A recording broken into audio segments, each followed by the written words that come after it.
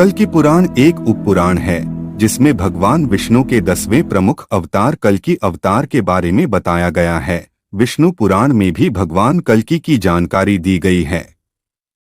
इसी के साथ कई और ग्रंथों में भी भगवान कल्कि के बारे में जानने को मिलता है। हर कलयुग के अंत में भगवान विष्णु कल्कि के रूप में अवतार लेकर फिर से सतयुग की शुरुआत करते हैं। भगवान कल्कि का अवतार तो बहुत समय बाद होगा, कलयुग के अंत में। तब तक के लिए हम हिंदुओं को ही कल्कि का रूप धारण करना होगा। अन्य पुराणों में जिनमें कल्कि अवतार की चर्चा की गई है, वहां सब जगह भविष्यकालीन क्रिया का प्रयोग किया गया है, जबकि कल्कि पुराण में सब जगह भूतकाल की क्रिया का प्रयोग हुआ है, जिससे पता चलता है कि यह वर्णन किसी विगत कलयुग का है। वर्तमान सप्तम वैवस्वत मनवंतर के 28 सतयुग, 28 त्रेता, 28 द्वापर और 27 कलयुग व्यतीत हो चुके हैं और इस समय 28वां कलयुग चल रहा है।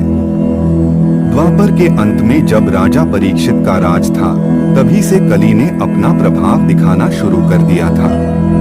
कलि के विषय में समझाने के लिए इसे इस प्रकार उदाहरण देकर परिभाषित किया गया है। कलि का नाम अधर्म है और मिथ्या इसकी प्रिया पत्नी है। पुत्र का नाम दंभ है, जिसकी पत्नी का नाम माया है। इनके लोभ और निकृति नाम के पुत्र पुत्री हैं। लोभ के पुत्र का नाम क्रोध और पुत्री का नाम हिंसा है। इनके पुत्र पुत्री का नाम कलि और दुरुक्ति है। कलियुग का समय 4,32,000 वर्ष का बताया जाता है। कलियुग के 4 चरण हैं। अभी तो कलि का प्रथम चरण ही चल रहा है और भगवान विष्णु किसी भी युग के अंत में ही अपना पूर्णावतार लेते हैं। जब संसार में कलियुग अपने चरम पर होगा, चारों तरफ अधर्म का ही राज होगा, सब ओर हाहाकार मचा होगा, तब उत्तर भारत में मुरादाबाद के निकट संभल नामक गांव में विष्णुईशा और देवी सुमति नाम के श्रेष्ठ, पवित्र और सदाचारी दंपति होंगे, जो श्रीहरि की भक्ति में लीन रहते हैं। उसी प्रकार जैसे हिरण्यकश्यप के भय से पूरा संसार केवल राक्षसों का ही गुणगान करने लगा था, केवल हिरण्यकश्यप के अपने ही पुत्र प्रहलाद को छोड़कर। भगवान कल्कि की पत्नी का नाम पद्मा और रमा होगा, जो महालक्ष्मी जी का ही रूप होंगी। पद्मा सिंहल द्वीप के राजा बृहद्रथ और रानी कौमुदी की पुत्री होंगी। भगवान कल्कि और पद्मा से जय विजय नामक 2 पुत्र होंगे।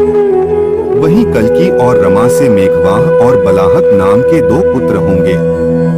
भगवान श्री राम को अपने पति रूप में पाने के लिए त्रिकुटा या वैष्णवी सहित हजारों स्त्रियों ने घोर तपस्या की थी, लेकिन श्री राम का प्रेम केवल सीता जी में था। वे सीता जी के अतिरिक्त किसी और से विवाह नहीं करना चाहते थे।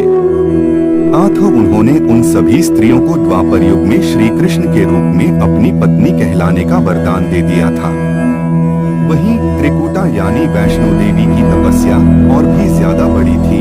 अतः श्री राम ने उन्हें कलयुग में कल्कि के रूप में अपनी पत्नी कहलाने का वरदान दिया था।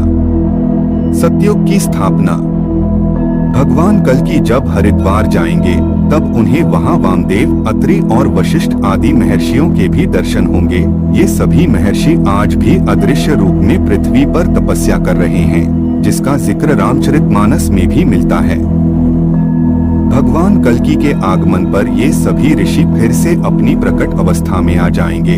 सतयुग की स्थापना होने पर भगवान कल्कि हरिद्वार में सूर्यवंशी राजा मरु और चंद्रवंशी देवापिने को राजा होने का वरदान दे देंगे।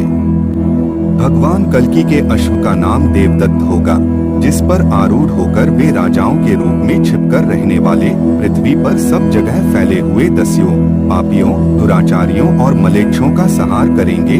उसके बाद वे अश्वमेध नामक महान यज्ञ भी करेंगे और इन सब के बाद अपने वैकुंठ धाम के लिए प्रस्थान करेंगे। कल्कि पुराण में भगवान कल्कि द्वारा 68 तीर्थ बनाने और मथुरा, अयोध्या आदि तीर्थों का भी वर्णन मिलता है। तो इस प्रकार से हमने आपको ये सब बातें अच्छे तरीकों से समझाने की कोशिश की और हम उम्मीद करते हैं आपको यह सब बातें अच्छे तरीकों से समझ आया होगा। यदि आपके मन में किसी भी प्रकार का प्रश्न हो तो आप कमेंट सेक्शन के जरिए पूछ सकते हैं। तो आज की प्रस्तुति में हम यही विराम देना चाहेंगे, लेकिन उससे पहले यदि आप लोगों ने अभी तक अपने प्यारे हाथों से हमारे अपने चैनल को सब्सक्राइब नहीं किया तो करना मत भूलिएगा। धन्यवाद।